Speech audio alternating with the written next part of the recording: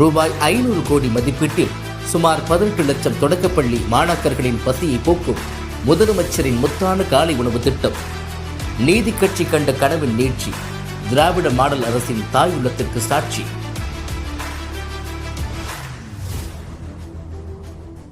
புதுமை பெண் திட்டத்தை மாண்புமிகு முதலமைச்சர் அவர்கள் அறிமுகப்படுத்தினார்.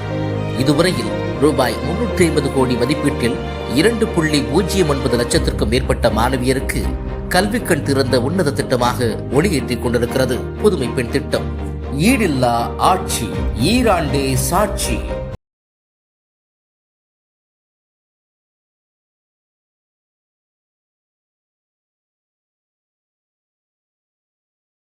சமூக நீதி உள்ள திட்டம். வரும் செப்டம்பர் 15 முதல் மாதம் தோறும் பெண்களுக்கு 1000 ரூபாய் உரிமை தொகை. ஈடில்லா ஆட்சி, ஈராண்டே சாட்சி. 8,11,829 கலை மற்றும் அறிவியல் கல்லூரி மாணாக்கர்கள், 4,60,734 பொறியியல் கல்லூரி மாணாக்கர்கள் பயன்பெறும் மாணவர்களை முதல்வனாய் மாற்றி தலைநிமிரச் செய்யும் நான் முதல்வன் திட்டம். ஈடில்லா ஆட்சி, ஈராண்டே சாட்சி. 1.5 லட்சம் விவசாய பெருமக்களின் வாழ்க்கையில் ஒளியேற்றிய இலவச மின்சாரம். தமிழ்நாட்டு கிராமங்களின் வளர்ச்சிக்கு வலு சேர்க்கும் கலைஞரின் அனைத்து கிராம ஒருங்கிணைந்த வேளாண் வளர்ச்சி திட்டம். விவசாய நெஞ்சங்களில் மகிழ்ச்சியை உறுதி செய்த பயிர் காப்பீடு. ஈடில்லா ஆட்சி, ஈராண்டே சாட்சி. பல லட்சம் தாய்மார்களுக்கு பயனளித்த முத்துலட்சுமி மகப்பேறு திட்டம்.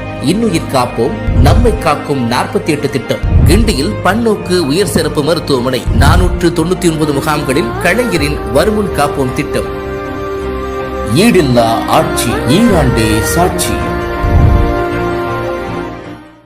கடல் கடந்து கொடிநாட்டிய தமிழரின் வீரம், தரணி போற்றும் தமிழர் பண்பாடு, வணிகத்தில் வெளிப்பட்ட பேராளுமை, கம்பீரமாய் தாங்கி நிற்கும் கீழடி அருங்காட்சியகம். சுமார் 18 கோடியில் அருங்காட்சியகம் அமைத்த அரசு.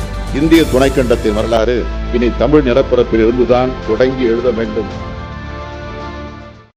மாண்புமிகு முதலமைச்சர் அவர்கள் ஆட்சி பொறுப்பேற்றது தனது முதல் கையெழுத்தாக மகளிர் திருநங்கையர்களுக்கான இலவச பேருந்து பயண திட்டத்தை அறிமுகப்படுத்தினார்.